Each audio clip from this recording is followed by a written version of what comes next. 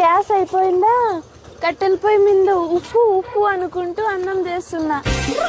ఇంట్లో గ్యాస్ అయిపోయిందని దీని పుట్టింటోళ్ళందరికీ దండోరేస్తున్నా, పరువు తీస్తోంది.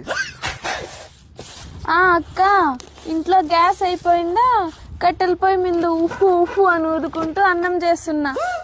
ఏ జన్మలో ఏ పాపం చేశానో నాకు ఇంత మంచి భార్య దొరికింది.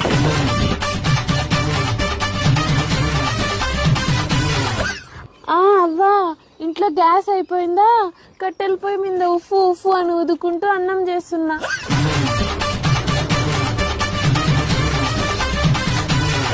వదినా, ఇంట్లో గ్యాస్ అయిపోయిందా, కట్టెల పొయ్యి మీద ఉప్పు ఉప్పు అని ఊదుకుంటూ అన్నం చేస్తున్నా.